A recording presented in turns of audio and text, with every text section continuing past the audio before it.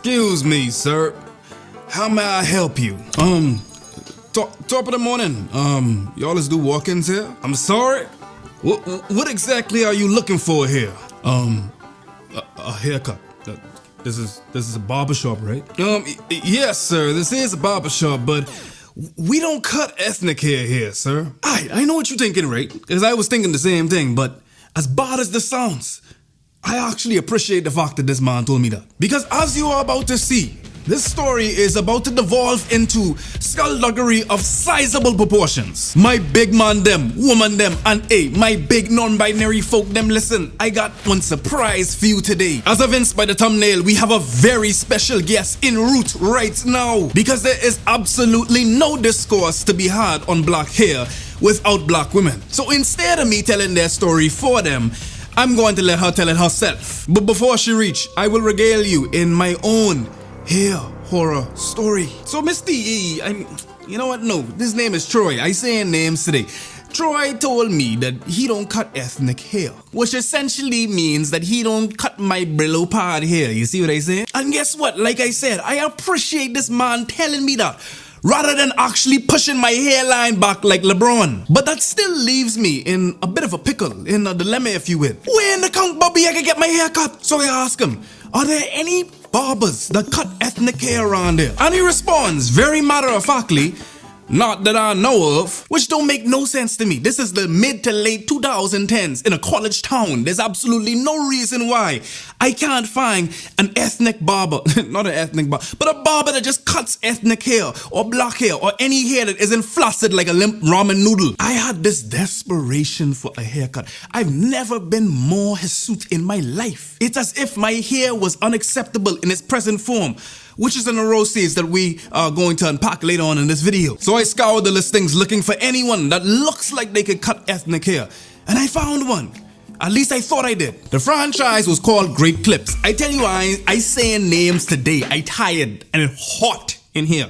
I know it's cold outside, but it hot in here. And I waiting on my landlord to go and fix the vibes them, cause it hot.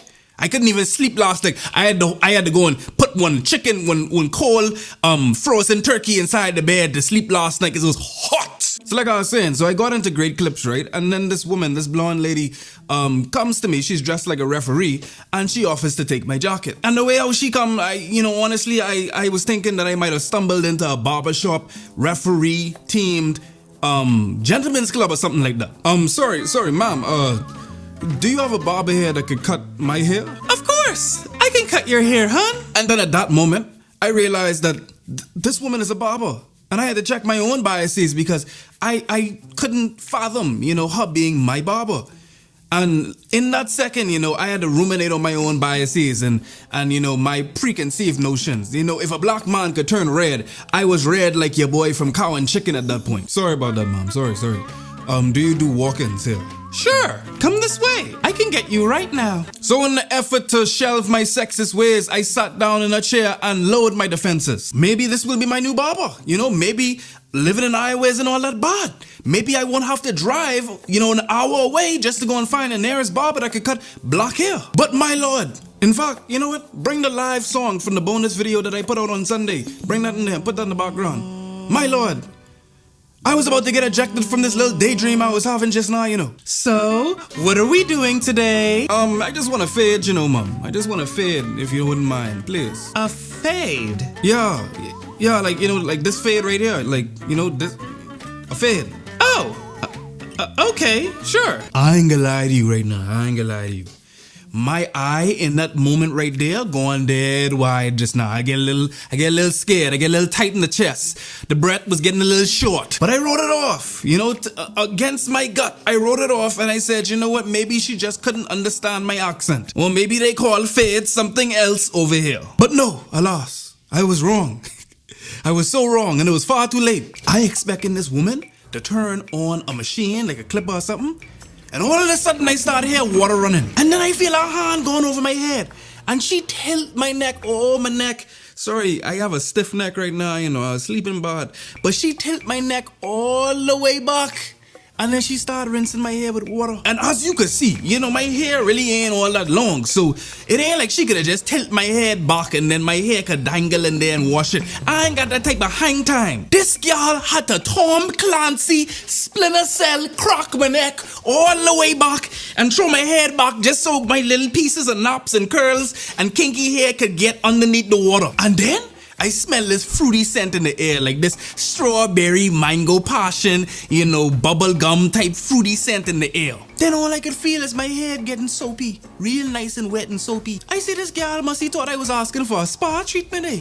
She thought I was coming to the salon, eh? But like, what do you expect me to say at this point?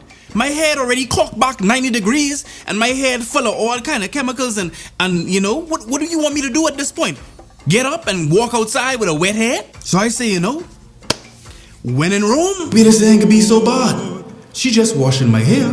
I always wanted to smell like the inside of a Starbucks anyway. Finally, I heard a familiar sound of a clipper turning on, and my eyes closed in embrace, knowing that this waterboarding torture of my head, this ordeal, it was finally over, and great things are to come. Little did I know, the bar had only just begun. This gal going in the middle of my head, and she say, I watch a big tuft of my hair fall and ricochet to the ground. And then she follow it up, Lord, she follow it up with, oops, oopsie. She just say, oopsie. Listen, oh God. Listen, the worst thing a black person, anybody really could hear at the hair, like at the barber or anything like that, or the hair salon, is hearing your barber say oopsie while they behind you with a razor or a clipper or something like that. The only thing I could think of that is worse than that is your surgeon saying oopsie during a hard cavity or whatever. Sir, I think I cut it too low. Is this length okay? She on me the mirror so I could look at the state of my head, right? Tell me why this woman leave my head looking like Moses parting the red flicking sea. Tell me why I got a long line in the middle of my head like I'm the last airbender. Tell me why my head look like a maze in the cornfields of Iowa. But you know what?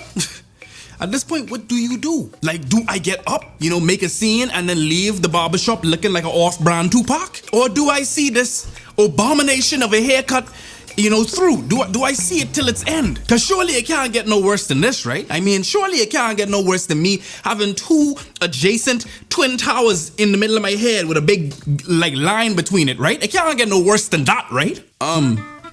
Yeah, it's a little low for me, but not to worry. Just go on. Just continue, please. I watched the rest of my hair just drop to the floor, and now she gets to the part where she shapes up my hairline. And honestly, the line is the most important. The hairline is the most important thing of a black man's haircut. Almost everything else can be forgiven if the line is sharp. So everything hung in the balance of this lineup, everything was dependent upon this line. So this gal proceeds to get a fine tooth. Hold on, let me get a fine tooth comb for you so you know what a fine tooth comb look like, right? You need me to show you what a fine tooth comb look like? She get a fine tooth comb, right? Hold on. Cause I getting mad right now. I getting in my PT. She get a fine tooth comb, right? She straddled a few follicles of hair that I have right up here, right? She straddled it with the fine tooth comb. Then she get the clippers, and she shaved the follicles that she had. She shave it. She shave over the fine tooth comb. Jesus Christ, this is a horror story. And she proceeded to do that for the rest of my hairline. I was in shambles. She just gets the fine tooth comb, shaves it off, and then, that's it. No razor, no clippers, just a fine tooth comb and shaving it off. Do you know what the end result of that is? This woman faded my hairline around my head. That is not what a haircut is. That is not what a shape up is. That's not even what a fade is. A fade, I talk about fading the sides of my hair. She faded my hairline. I keep calling her this woman, and I shouldn't do that. I apologize for that. She has a name. This woman's name is Veronica, and she was very proud of what she had done. So she gave me the mirror so I could look at my hair. I looked at it with great pain and anguish, right? But So before I could even say anything, she turns around and she says, you know, that this is $40 without tip or tax. She lucky I don't tip over this entire establishment like the popsicle stand that it is. Cause this ain't no barber shop. It's maybe a butcher shop. And the meat is my hair, which she butchered. I got up, I paid Veronica, and I took what's left of my hair out of that establishment. Most of my stories have a message, you know. It's a format that you've come to expect.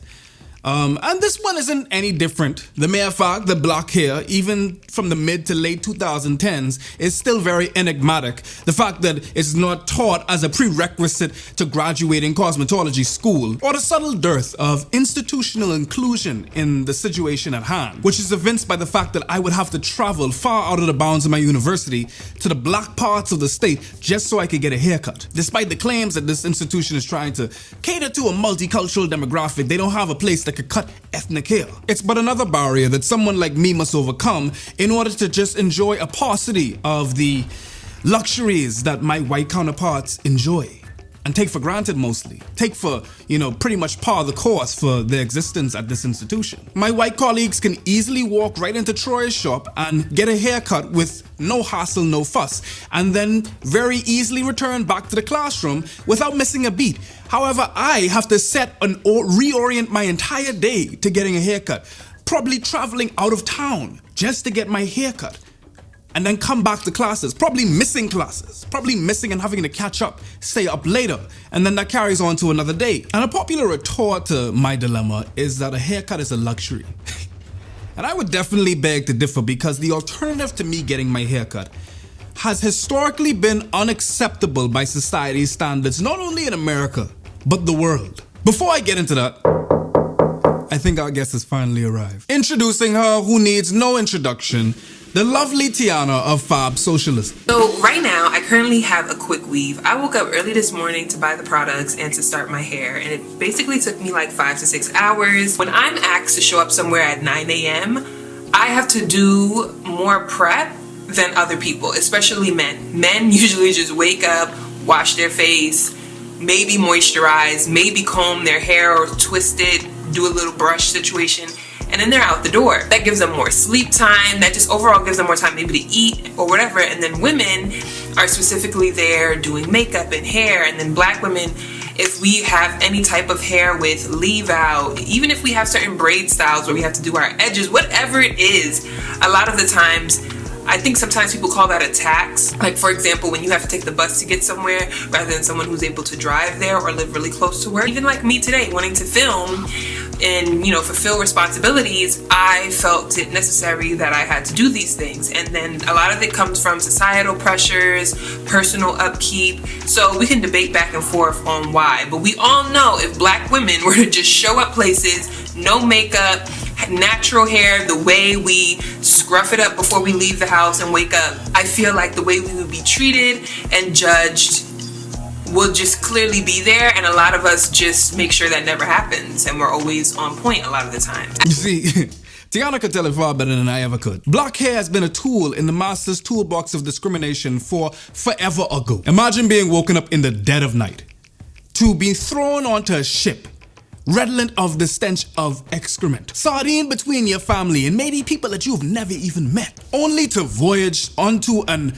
unspecified location where you would labor the rest of your life for no pay. But before that, they shave your head. Although, you know, shave isn't an adequate word for what's really going on here. It's more so erasure.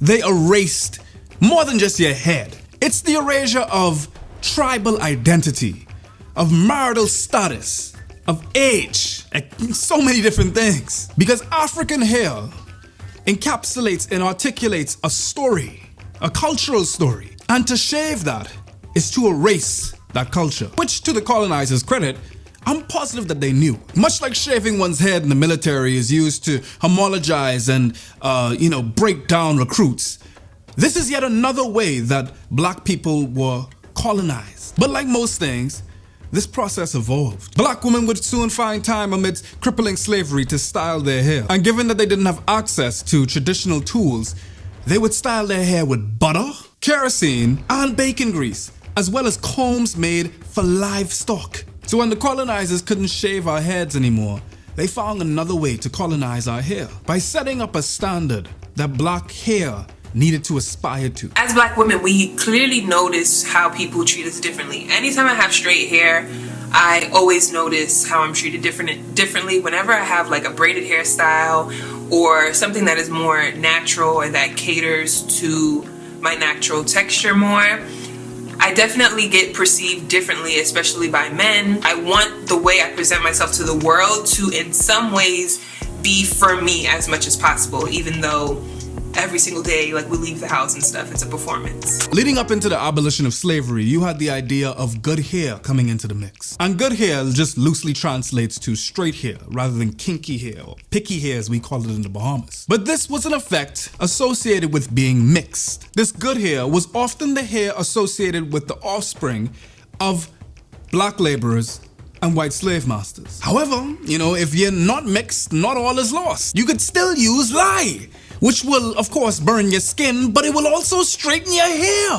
These are simply the origins of what became an unconscious upholding of Eurocentric beauty standards regarding black hair. Soon people like Madam C.J. Walker would gain great fortune and a lot of notoriety by widening the teeth of a hot comb and straightening black kinky hair, inadvertently perpetuating these European beauty standards. By the time we got into the mid to late 1900s, jerry curls and perms were pretty much commonplace and quotidian. You were considered disheveled or, of a low socioeconomic standing if you didn't have your hair in a certain way. In fact, there's a long-standing history of businesses and institutions discriminating against black hair. Even to today, where research done by Duke shows that natural hair limits job opportunities for black women. Or in Jamaica, where just last year, a high court banned dreadlocks and upheld the school's decision to demand a young girl to cut her hair, which is a great segue into the renaissance of black hair. I think the real reason why black people getting up in arms when they're seeing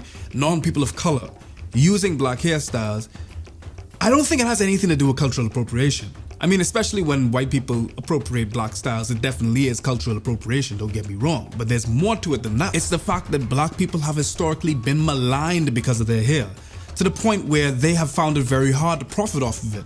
However, here you have white people being venerated for it. And it doesn't stop at hair, it's black features in general. Black women were teased, tormented, and tantalized for their voluptuous bodies. Sarah Bartman comes to mind as a woman who was speculated and dehumanized, put on display like a freak for her voluptuous proportions, only for Kim Kardashian to be idolized for the very thing centuries later. Khadija Umbo actually has an excellent video regarding the popularity of black features and traits and characteristics in popular culture, right up there. But black hair?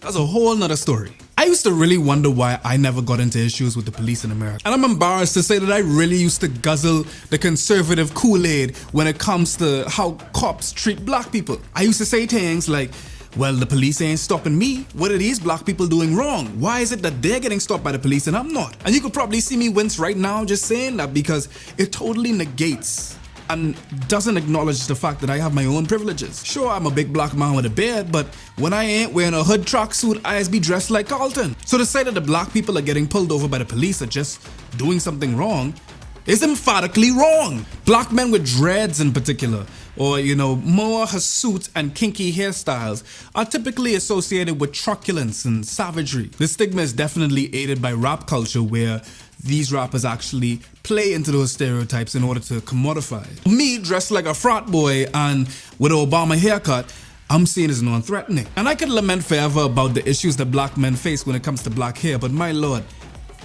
my black queens really be going through it. I think we need to take black women's word for it when they say they've felt things that are not always verbal about how did they wear their hair and try to express themselves. The reasons why we look at our hair the way it is has come from centuries of anti-blackness and laws that required black women to cover their hair, and all of these things like a divestment in black hair almost. The government needs to subsidize black hair products, meaning they need to be giving it at a discount price or free to black people in order of some form of reparations for the fact that we're here right now. Because we're not here right now because we inherently hated our hair. Black women are at the intersection of so much marginalization, and that they don't have the privilege that I have of being a cishet male. They are vulnerable to bounds of discrimination, exploitation, and enduring skullduggery. It goes far beyond white people's innocent curiosity of touching black women's hair. It's wondering if they could use their natural hair in an interview and still get a call back. Or the mere maintenance of black women's hair, which is far more arduous than what us as black men have to go through. I spend $30 on my hair and I good for about 2 weeks. But there's a very nuanced issue pertaining to black hair. And that's what we're about to get into right now, which I dub to be the new slavery of black hair. When I really had my natural hair out, like especially like 2-3 years ago, people would like really come up to me, like especially when I worked at H&M, they would be like, thank you, like I really like your hair, I like what you're doing. And it's just like, it's weird, but I know why they're doing that. They're doing that because it's like, they feel like I'm brave, which is like an insult in a way. It's not really a compliment. My hair isn't just necessarily my hair. A lot of the times it is a political statement. And it can be if I want it to be, but a lot of the times it's without my consent or without me verbalizing it. Black men in particular, like we really need to take accountability for this, but we are definitely in fault for espousing our views on black women's hair. It is a cardinal sin that I have fell victim to and I am ashamed to have, and I have learned from it. You would not be hard pressed to find black men saying that they prefer gals that have their hair natural. Or they would say that they prefer gals to have their hair done up in a certain way or in a certain wig or in a certain weave. Then you have the texturous set that claim that I don't like gals that got 4C hair. I don't like that, I don't like picky haired gals. Or they said that they only like gals with good hair. And good hair, of course, like we've defined earlier, just means straight hair. And a lot of us, as black men, are blissfully unaware that we have inculcated a lot of the self-loathing and the biases from a European standpoint that we then in turn police black women with. I used to honestly think that when I would tell a gal that, your hair look good, you ain't need no weave, you ain't need no wig, that was actually a compliment. Until I learned that black women have a myriad of reasons as to why they would rather wear a weave or a wig rather than their natural hair. Sometimes it's to protect their hair from the constant manipulation that can end up damaging it. Sometimes they're simply just tired of doing their hair every day or every other day, which I've already told you is a very involved task. But most importantly, sometimes they just want to wear a weave or want to wear a wig. Then you have the intro woman's issues when it comes to black hair, which is an even more nuanced topic that probably deserves a whole video in itself. The natural hair movement, like hands down, is one of the most like transformative movements I think in the last 10 years. Like the fact that when I leave my house on a weekend and I see a group of young women that are clearly younger than me, around like 16 to like 20, the fact that I can look at them and they have their natural hair out or a natural hairstyle, it's like that was not anything that I used to do. And I'm only 24. I graduated high school in 2015, so like I'm not that old. So the fact that I can like actually look back at when I was younger and know none of my peers had natural hair, and when my peers did start to have natural hair, it was 2 girls who I thought were so brave senior year of high school, literally having like short afros. And then when I would do that, my mom would be like, girl, you about to leave the house like that? So like you get those messages in all types of ways. In preparation for this video, I was a fly on the wall in one of Tiana's lives where they discussed black hair. And one of the arguments that really resonated with me was the need for visibility of natural black hair in the black community. And by that I'm talking about styles that are kinky, that are not like, of course, European influenced or mixed race influenced. Like I talking about like how black women hair can look sometimes in the morning when they wake up with no head wrap, no satin head wrap or nothing like that. And the argument was that black women, especially black girls, need to see this in their influences or the content that they're watching, because they can end up growing up with these biases that their hair is not desired. And I felt that. I really felt that. There's a lot of black lifestyle influences and the like that end up unknowingly upholding Eurocentric beauty standards. And in turn, there are a lot of black women that are following other black women that look nothing like them. Even some of these black women that they're following do not look like themselves, which results in awful complexes that nobody should feel of not feeling desired or well represented. But on the other side, the retort to this argument is that black women don't have an obligation. That was a fly. Black women don't have an obligation to be that. Where does fruit fly come from? Black women don't have this obligation to be that, to be this beacon of natural authenticity and have their, hair out naturally like how they do when they wake up in the morning. They don't have to do that. They have no obligation to do that to anyone. It's not their responsibility to wear their natural hair online when that means that they can garner hate online, which is something that black women really have to deal with a lot. I mean, black women have to go through hate online just for being black online, let alone having to wear like their hair. And like imagine like if you wearing a protective style like cornrows, you come out all cornrowed up, you already getting hate anyway. You would get hate definitely from this. And not only from white trolls and I swear if this little fruit fly come back, it's over. It hot. Listen, I ain't religious, right? But guess what? I is pray for black women, opinionated black women like Tiana, or opinionated black non-binary folk them like Khadijah. I is be praying for them, but I ain't gonna lie. I swear.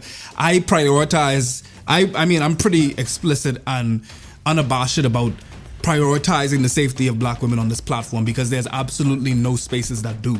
Even black men, we have a lot of spaces that are very harmful to the safety of black women, black trans women, all of these intersections. And of course, black trans women being probably the most intersectionally marginalized minority of all. But people like Tiana and Khadijah literally be sacrificing their safety just to make content for us. However, black women police other black women on their hair quite a bit. Ayana Loho, even though she's a T channel, she is the only T channel I could watch because of her commentary. It's just hilarious and insightful. She just finished dragging one mixed gal because she came online saying that she happy that she don't have naps. This woman said that she happy that she don't have nappy hair and that her mom, gave her good hair, something like that. And of course, that was very hurtful to people in our audience that have, 4C hair, which she refers to as nappy.